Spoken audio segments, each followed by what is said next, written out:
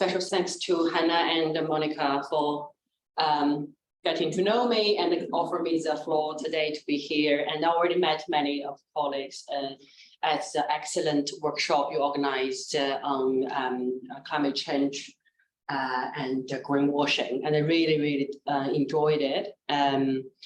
And today I'm here to talk about how trade policies and policies from WTO and can impact or can be involved in the global climate and environment campaign.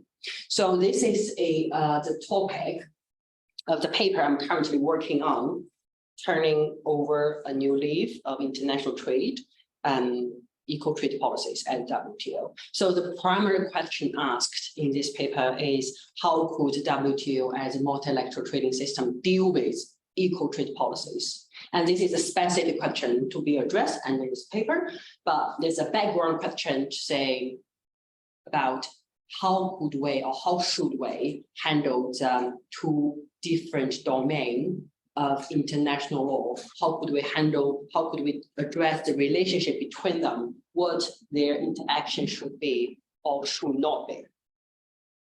So to start with, I would like to first introduce a little bit the equal trade policies.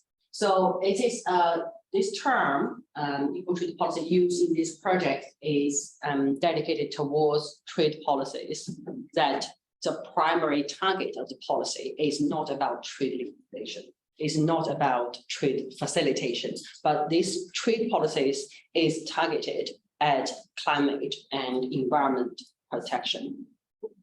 So for those who are not very familiar with trade law, international trade law, just to give a general idea, international trade law is kind of, multilaterally speaking, is a less advanced level of European Union.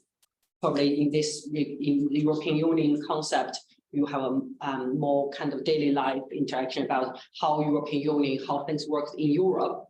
And multilateral system, trading system of WTO is a loose model regime compared with European Union. If the European Union is the most advanced economic integration model nowadays in the world, then below is a free trade agreement that the European Union concluded with Korea, the European Union concluded with different countries free trade agreement, and the most loose or the least liberalized system is the multilateral system. So most trade policies we consider it, or trade measures we consider is aimed at facilitate trade between different countries, facilitate trade between European Union to other regions with Korea, facilitate trade between China and India, for example. But there are the new emergent group of trade policies, and their aim is not to facilitate trade. Their target is to protect, improve our environment and climate degradation. But it's trade policies, and it's not really trade. It can be trade measure as well. So here are some examples here, and you might not ever thought about this example. I'm sure everybody in this room are very familiar because we are environmental lawyers, but you might not realize it's actually having implication in trade area. And trade lawyers will look at all these rules with a very critical eyes. So this example is technical regulation or specification. We talk about labeling, we talk about energy efficiency, and we can see from our fridge, our coffee machine, our washing machine. So all these regulations is environmental regulation. It's also technical regulation for trade lawyers. And also subsidies. The government give out a lot of subsidies for example, the project to build up renewable energy plant. So those subsidies, industrial policies, mostly we consider is very helpful, very healthy, but there's a group of subsidies the trade lawyer considered as creating unfair competition. Import charges, and here the example is CBAM, the European Union Carbon Border Adjustment Mechanism, and also the United Kingdom is also have a similar system as well. Here, essentially, as we all know, this system, once in place, will increase some extra charges for imports from certain countries in certain sectors. And last but not least is restrictive measures. And here the example, we will get into more details here later on, is European Union Renewable Energy Directives targeted at palm oil. Again, environmental lawyer will probably argue, all these measures are nice. All these measures are enforced with a target to improve our environment, improve our climate. Palm oil is so evil because it causes deforestation. Yes, that's true. But some natures to be shared among all these measures are, first of all these measures, most of these measures are domestically enforced. So you say European Union enforce a bunch number of environmental eco-trade policy, United States as well, China as well. And this measure can also be agreed, eco-trade policy can also be agreed between countries. In free trade agreement nowadays is a pretty default standard practice. So in free trade agreement to enclose a chapter of sustainable development. And in this chapter, you will talk about how could we maintain our environment standard, how could we consult each other when we enforce new rules, so on and so forth. So as you can see, there are measures domestically, regionally, and this is an example of the measures. We have some of the issue here. First of all, there is no eco-trade policy that is enforced multilaterally. So with one exception, I will get into that with one exception. So basically means at WTO or multilaterally speaking, we don't have a collective eco-trade policy. How could we deal with eco-trade policies? So all these measures are either domestically, if you like, unilaterally enforced or maximum regionally enforced. We don't see something agreed by more than 20 countries. This is number one issue here. Number two question is that for trade lawyer, of course, for trade lawyers, we're not sure about these measures. We're not denying it has a very strong advantage for the climate and for the environment, but are we really sure it is purely green measures? Because these measures, once in place, will impact significantly trade volumes between countries. There's a couple of possibilities about these measures. It can be a purely green measures, and the government, for example, the Commission has no other intention but to protect the environment. But there is also another possibility. Maybe the government, when they enforce this measure, thinking, okay, we have a green cover of this measure. Why not? We also, by the way, protected our own industry from the competition from foreign country. This is possibility number two. And possibility number three would be, it's a mixture of both. We protect the environment. In the meanwhile, we protect our own industry to block them from competing with foreign competitors. With these two issues, with lack of multilateral collaboration and the nature of these unilateral measures are not clear, WTO might have the ability to contribute. Of course, as simple as, very straightforward, WTO can make a move to start coordinating with all the 160 members to come up with a multilateral rule, trading rules that specifically address environment and climate concerns. On the other hand, as we will show later in this palm oil case, WTO dispute settlement is dealing with the dispute. So this European Union Renewable Energy Directive is currently pending as WTO as a litigation because, of course, Indonesia and Malaysia sued the European Union for these directives because these directives slowly phased out palm oil from Europe. And Indonesia, Malaysia are the major producer in the world for these products. We'll come to this point later. So some review, some details about eco-trade policy. So as mentioned earlier, eco-trade policy nowadays are mainly domestically and regionally. So domestically, I use database at WTO, where WTO and the WTO environmental database set out all the notification received from WTO members. So the notification system works at WTO as such. when a member enforce a measure that might generate impact for their trade volume or foreign trade, they will have the obligation to notify WTO. And not necessarily every notified measure will be examined. It will need to be approved by WTO. No, not such a check, scrutiny, no. But the members have the obligation to notify. Say there's a database based on the notifications. So there's a highly concentrated climate-related notification in the last 9 years, a decade. And we can say United States notified more than 1,000 equal trade policies, China around 300, Australia 172, and Canada, oh, forgot European Union, more than 700. And the format of these measures, climate change related trade measures, are mostly subsidies and technical barriers. We call technical barriers, it's been already preoccupied, technical regulations. The idea is if you impose very strict technical regulation on the environment standard, you might block a lot of imports from other countries. So we have a specific set of rules at WTO to address technical regulation.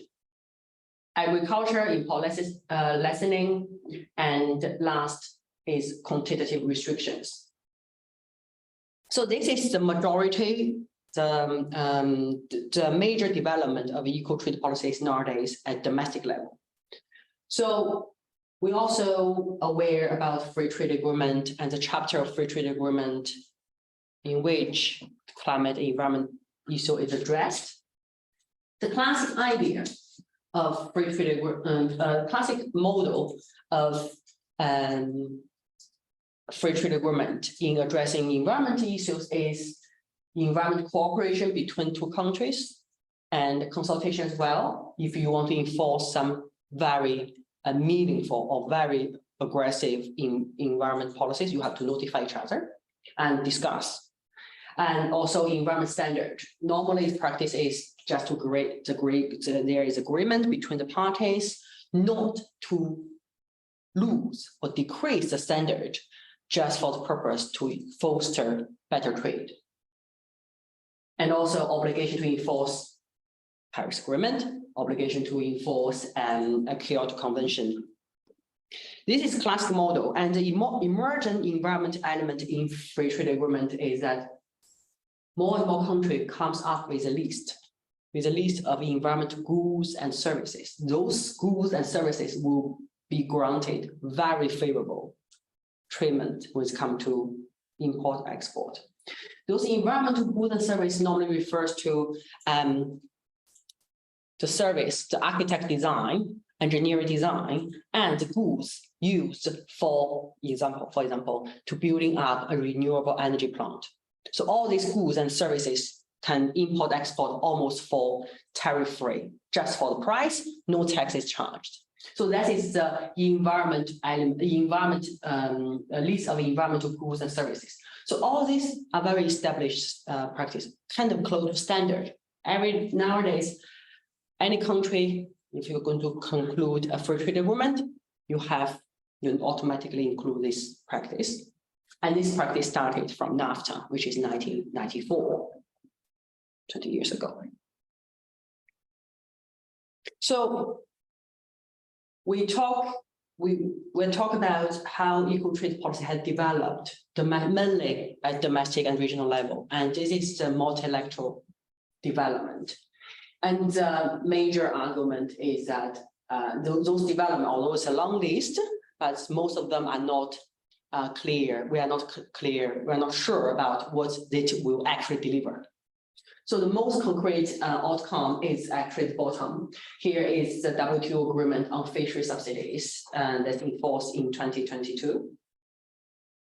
And eliminating subsidies that related to harmful fisheries.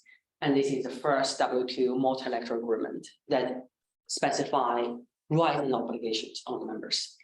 So we have structured discussion, informed dialogue, initiatives. So structured, we can say that the subject is, apart from the structure discussion, the subject for informal dialogue and initiative are very specific. One is about plastic pollution, the other is about fossil fuel subsidy reform. And the members are feel free to kind of not obliged to join such initiatives. And the number involved is 74, 75, 47. Bear in mind, the total number of WTO is more than 160. And what is not uncertain about is all the discussion, dialogue, and initiative. We are not sure what it will deliver. It will deliver a reform proposal. It will deliver agreement, kind of draft for the membership to discuss. One thing we're certain about is the involvement of private stakeholders. WTO at Geneva has been traditionally a state-only platform. So the discussion is only between the government, it's only between the states. And it's very rare, very little involvement from NGO, from IKEA, like the big enterprise, from academics, like class here, they don't have a say. But all these activities nowadays going on related to environment, climate, and there's a significant improvement of private party involvement. So this is the status quo. Then we'll come to the question, say, do we still need multilateral intervention for climate change, for environment protection? And the answer is yes, and like to argue for a positive result. The situation, as we describe now, domestic unilateral measure, regional measure, we are currently have a spaghetti ball for equal trade policies. And so many elements are in this ball, and these elements are not coordinated at all. So the good functioning multilateral intervention would be to maximum the coordination, effectiveness, and transparency. We don't have a database that to address all the equal trade policies. And also a matter of equality. So that is one of the biggest advantage of WTO is the interest of the least developed country and developing countries, small developing countries. So those countries' interests when it comes to climate change, they are normally in a relatively disadvantaged position because they have their economic development pressure higher than we are living in Europe or we are living in New Zealand, but their interests are not thoroughly taken into account. So we hope multilateral platform will have the ability to address that as well. And of course, as I mentioned about these suspicions about really green measure, or is actually a green protectionist measure with a green cover.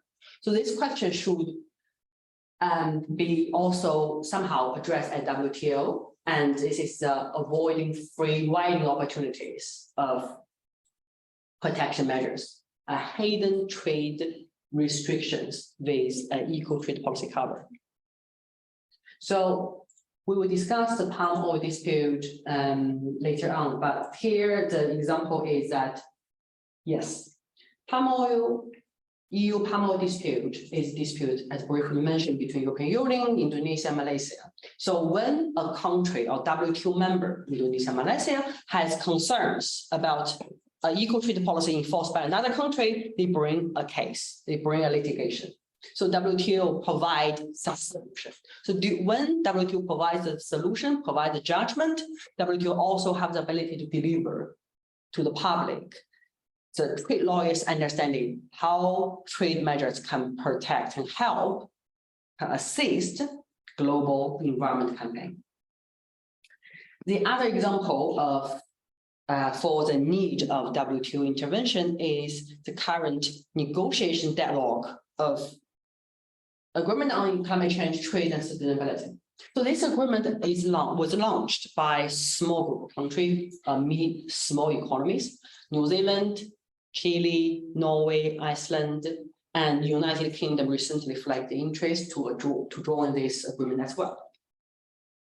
This agreement was launched in New York from the UN platform. And yes, the current issue is, as we just mentioned, the list for environmental goods and services, the goods and services to build a renewable energy plant is the standard. So all these countries at ACCTS were thinking, can we do something more? Can we do something more to kind of from the tariff, the tax, import-export tax perspective to improve our measures? So they were thinking to set up a tariff list and charge products based on their embedded carbon emission. So this is going to be breakthrough. This is completely new. We never saw it anywhere. But the truth is, it is also a very risky move. Because, for example, we have this water bottle here, and you have two water bottles. One is made of recycled material, one is made of first-time plastic.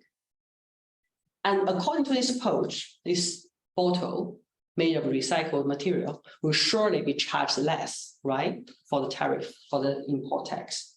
But how do we justify it? Because if you look at two water bottles made of two materials, they look exactly the same. And consumer might read the label, might buy for the more environmental friendly one, but consumer might sometimes, you're really thirsty and in shop, you don't offer these options. They just grab the plastic one. So for trade lawyer, that's a big issue because if you tax them differently, you create a discrimination among a keyword, like products. They are like products, they cannot be treated differently. So that is the biggest problem for trade lawyer to treat environmental friendly products more favorably than those non-environmental friendly products.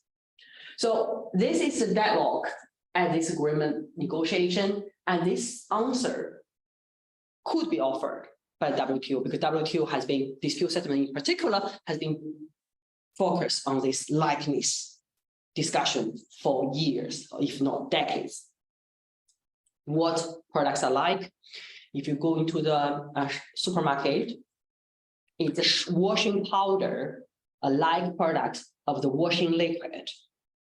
They are both used for washing clothes, and the only difference between them is a shape, it's a texture. And this is the typical trade lawyer talk. And in this water bottle scenario, is a trade lawyer talk in the environment context. So after demonstrating, we still need WTO to act in our global environment campaign. The question would be how WTO can act. There is a current model at WTO. It's not like saying WTO have nothing to protect the environment. There is actually normative setting. So since we are all lawyers here, and I think it's probably easier to explain this, it's an exceptional based model. We all know when it comes to international law, there's an exception. And when a country write down, negotiate and concluded an environmental agreement or whatever agreement, they always have an exceptional clause.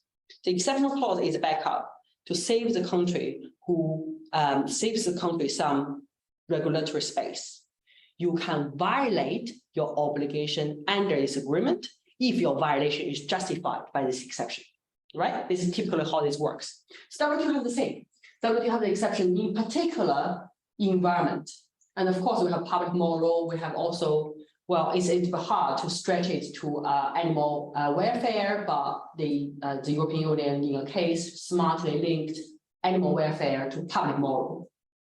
And you also have the exception of health and as well as others. I'm not getting into details about what exception exactly WTO have, but WTO have the exception. It's a list and it's an exhaustive list. Only that list. Only that you don't come with a creative exception saying, well, we can justify this new model. No. So, but luckily enough, the exception includes environment protection. This is a current model, meaning assuming country violate their trade obligations, discriminate products, and they can justify to say, oh, this is green equal trade policy. It is for the public good of the environment. So that's how it works. However, in practice, the paper argument is this model is not sufficient, it's not enough. Because first of all, if we use this model, clearly we created a public concept, which is very far away from reality nowadays, is that trade liberalization is a core value and environment protection is exception, right? Which is completely not goes along with the reality nowadays. And second of all, it's created an image that if you want to protect your environment and climate, you have to always violate trade policy. So you put a trade liberalization commitment. You always put this two value on this conflicting side, opposite side of the road. These two values are in conflict permanently based on the exception clause model. And also from a very lawyer perspective, exception clause is not a very easy work to justify for the countries. So when you litigate, you bear the burden of proof. So you want the argument in front of the judge, you have to prove it. So in a case of equal trade policy, let's put in a case context. In the palm oil case, Indonesia and Malaysia have to go to WTO say, European Union is violating its commitment in non-discrimination. European Union committed to not discriminate, but here European Union is discriminating. So Indonesia and Malaysia will bear the burden to prove their argument, send a lot of evidence, say, this is my evidence, and I try to justify my argument. Then European Union will be in the place saying, no, yes, even if we violate our commitment, we are justified by the exception of environment protection. What does that mean? It means European Union have to collect all the evidence, all the data, all the legislative process, record of the legislative process and scientific evidence to put them together to prove that I can be justified, my behavior can be justified. For lawyers, burden proof is a very heavy burden. You lose a case. It's not as simple as we just say, oh, burden proof switch when the argument switch. On top, the exception clause and the WTO, as in the last more than 50 years jurisprudence, exceptional clause, legal test is a very complicated one. It's two chairs and a lot of space there. But anyway, just give you the result. In the history of WTO litigation, for a measure to go through exception clause, regardless it's for public moral, regardless it's for environment, the success rate is 0. So there's no case going through the exception clause. One go, and WTO adjudicator say, oh, fine, this measure is perfect. Most often, the response will be, oh, no, there's a couple of things which are not right. It doesn't mean like the country have to go home, withdraw the measure altogether, but it does mean you have to go home, make changes. Make changes in the European concept is not like you work in Brussels with commission and you make changes. Make changes in European concept, as we all know, everything will go through the parliament, will take another year or two. So that is a chilling effect. If you think about European Union lose a case for palm oil, then you might think about at the beginning, why should I do that? Because I just cause myself into trouble. I have to prove I'm doing something right, and I might most possibly bear another round of legislative process. So another thing is reputation cost. We will use exception clause, meaning the country is violating their international obligation. They have no other option but going to the exception clause. Even if the measure is justified by the exception clause, proved by WTO, the country still bear the reputation of breaking their international obligations, being a trade protectionist. So the reputation cost is another chilling effect the country don't want to carry along. And it happens to European community many years ago, is in a famous case called at WTO about asbestos. We all know what is asbestos, right? How healthy it can be, or how healthy it can be. So basically, the French government imposed a ban. No import of asbestos for obvious reason, public health. So WTO first look at the case, say, yes, it's in violation, it's a ban of all the imports from Canada. So it's in violation of WTO law, but it can be justified by the public health reason. Believe it or not, the European community and French appeal the case, say, wait a second. Yes, we are justified, but you cannot blame us to violate the obligation in the first place. This is completely legitimate action we are doing. Why should we go into exceptional clause? Why should we be blamed for the violation of my trade obligation in the first place? So European community at that time appealed the case, and it won the case eventually. So just say, this ban is completely legitimate. There's no single thing this ban ever violate WTO law. We don't go to the exception, and we just stay. This is the similar rationale I'm arguing here. For me, the best approach, I'm jumping a little bit, but yes, just mention this rationale of asbestos case is what I'm going to argue in this paper. So going forward, so the ideal scenario for the WTO to deal with equal trade policy or deal with environmental climate protection would be, with all the memberships together, agree on some new multilateral rules at WTO, some exemption, not exception, exemption of environment element or environment goods and services, and with specific rights and obligation on the membership. To reflect also that can be a mutual supportive relationship between climate change campaign and trade liberalization. So this is ideal. This is the ideal scenario, long-term solution, but there is a less ideal reality is that WTO has been a number-driven organization. Number-driven organization means everything is based on consensus. So you have to get all the membership on board to create a new multilateral rules. For that fishery subsidy agreement, the negotiation period is more than, I think it's close to 50 years, more than 30 years. So that's the pace, okay? Just to give you an idea how effective we are at multilateral rulemaking. So of course, the climate and environment don't wait for that long.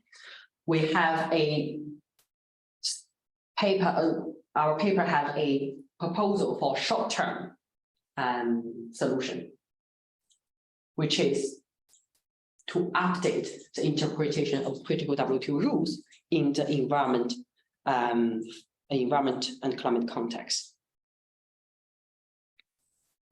So this way, the solution I propose here to update interpretation, which I will elaborate in details about palm oil in the palm oil context. So the idea to provide an updated interpretation of the rule is to make equal trade policy or environment protection or climate protection not as an element of trade liberalization rather than an exception to trade liberalization. To reinterpret, basically to reinterpret, well, not really reinterpret, because there's not a environmental, not friendly interpretation in place. Instead, there's just gaps. What I'm proposing here is to urge the judicators to fill the gaps with a environmental friendly interpretation. So let me demonstrate it from the palm oil case. So basically, WTO is not about free trade. WTO never been about free trade in and out, like in Europe.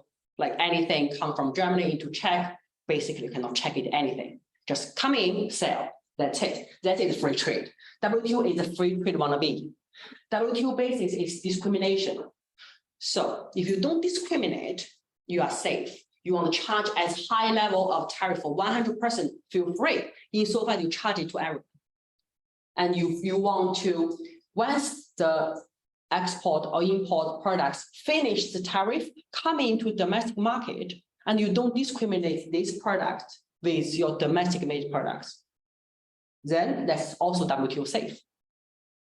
So here the policy, the issue in the European palm oil case is that we all know European Union has a renewable energy directives. In the directives, they basically set up the palm oil is not counted as a somehow, in brief, not counted as a renewable energy source. This can be deducted from the transportation sector.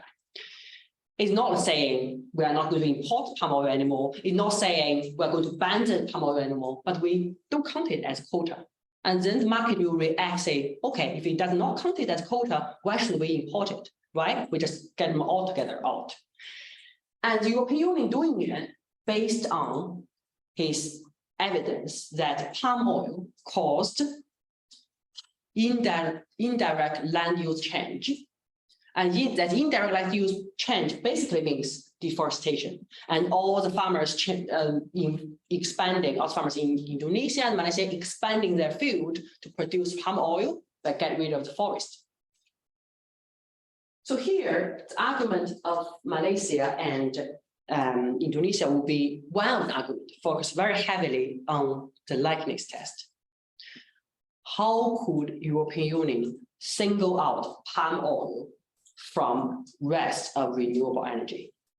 So palm oil is the main element to make renewable biodiesel, if I remember correctly. So what is the difference between the biodiesel made of palm oil and biodiesel made of other element? So the classic test of the WTO would be, we look at these products in the market. We look at the physical property. The physical property is pretty much the same. Biodiesel made of palm oil and biodiesel not made of palm oil. Physical property is pretty the same. And consumer perception. Consumer look at this diesel. I mean, it will be we will be very optimistic to say, oh, the consumer is saying this palm oil is healthy, we don't use it. No, the consumer will normally react, say, which one is cheaper? So here, one possibility and the European Union definitely will use it, is that we violate our obligation to discriminate these two different types of biodiesel. But this discrimination is justified by the exception clause, environmental protection. So that will be definitely the classic litigation strategy the European Union will be using, and I don't say it's not happening. It will fail. No, I think it will go to that stage.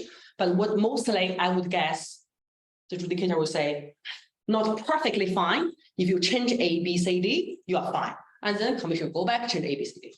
That's it. But as also discussed earlier, the exception clause have so many problems. The European Union have to prove themselves, and the European Union they have a chilling effect. The success rate is so low, and also they created wrong image to the public how trade is bad and environment is good. They're always in conflict. So we don't use that. What we want to use is to find a way to interpret these two biodiesel are different products. That is what European Community did in the asbestos case. They managed to prove asbestos and other fibers construction use, they are different products because one is causing cancer, the other is not. So because they are different, they can be discriminated. Here, we are expecting the most proactive move for the adjudicator will be develop a model to look at the products. This is diesel, biodiesel made of palm oil, it's biodiesel made of other source. They are different products. And if that can be established, then feel free to discriminate one or the other. So that is my proposal in this paper. And I think if I get into very details about how likeness works in WTO, at this critical time after lunch, I will straight put everybody to a nap. So we jump that. We jump that part, but we still have other difficulties here with my proposal. First of all, the judiciary is not really working so that well at the moment as WTO. So you probably learned from other sources. We have two-layer adjudication, and the second layer is permanent setting, everybody respected, called Appellate Body. And Appellate Body is not working at the moment for obvious reason. And we have a backup plan, MPIA is in operation, but MPIA is gaining the trust from WTO members, not be fully trusted yet. So we'll see how to develop. That is problem number one. And dispute, if we want the judiciary to interpret the rules, we have to provide them the perfect facts. And palm oil case is pending.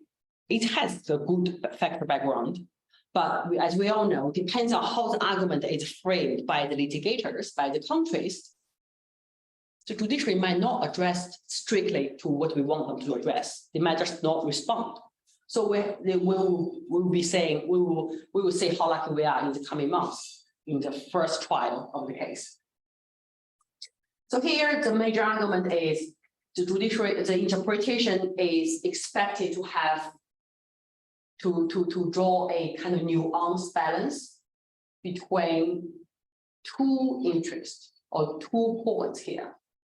First of all, for equal trade policy that is scientifically solid and also proportionally designed.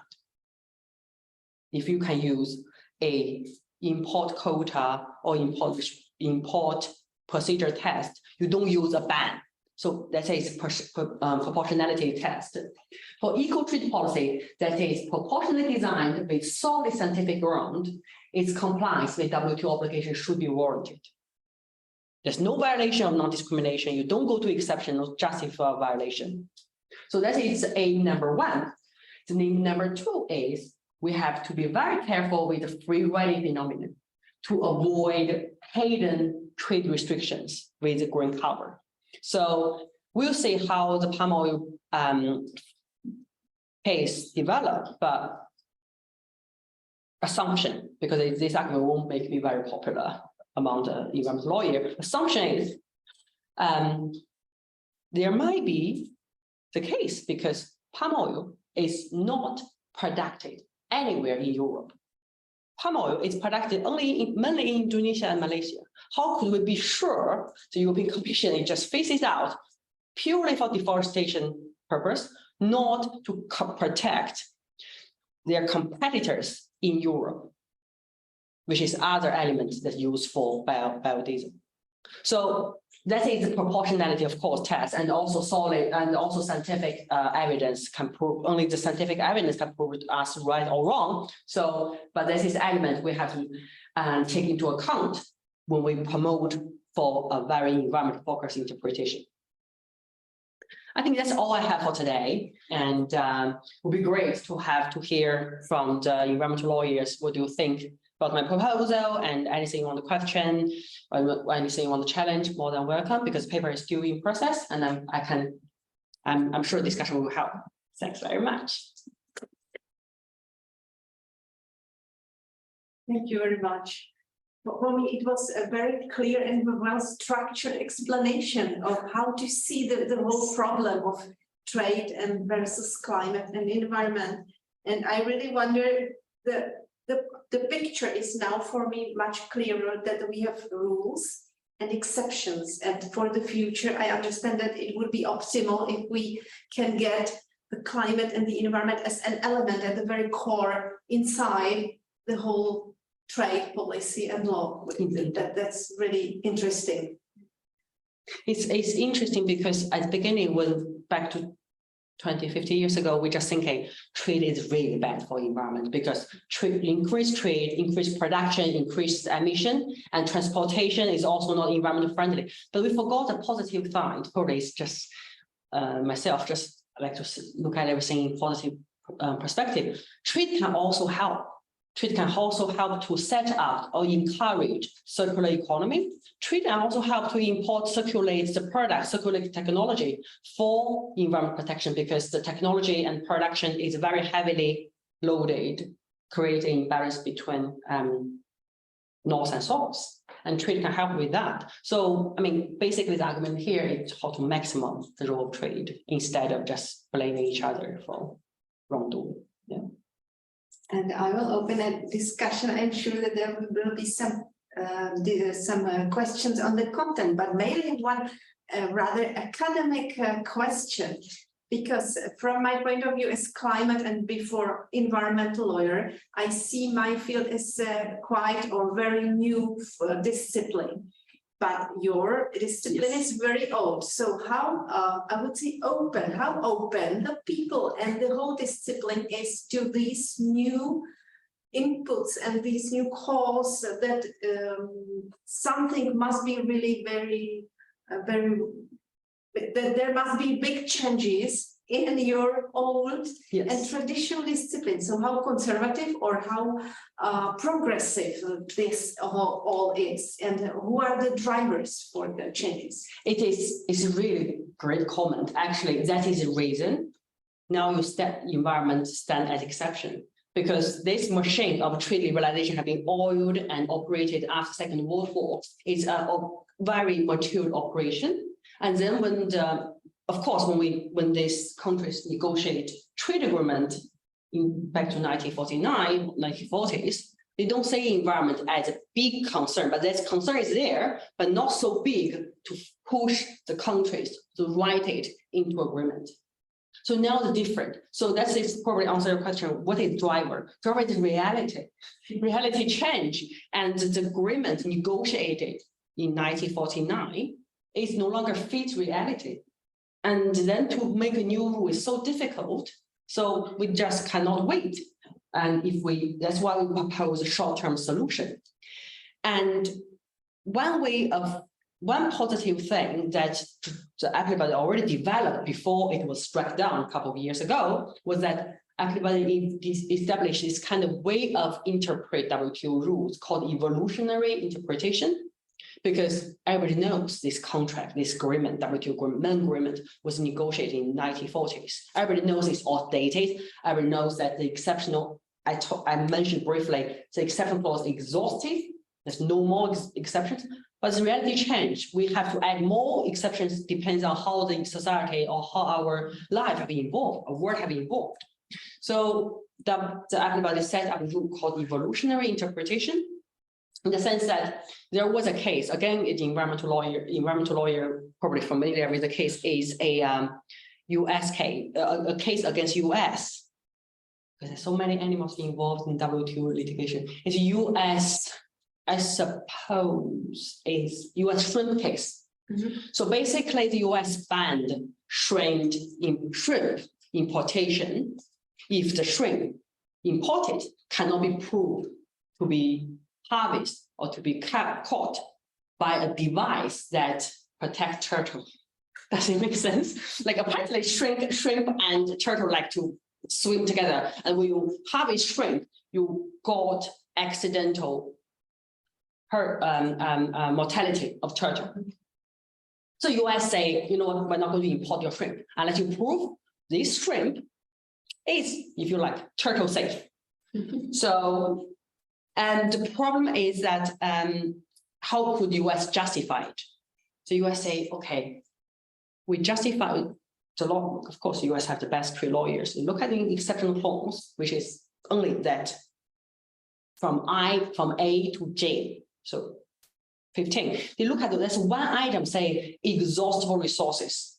So trade obligation violation can be justified if you are trying to protect exhaustible resources. Then the case would be for the US lawyer to justify turtle is exhaustible resources. And it's not our traditional understanding of exhaustible resources. We think about gold, we think about copper, we think of all these things.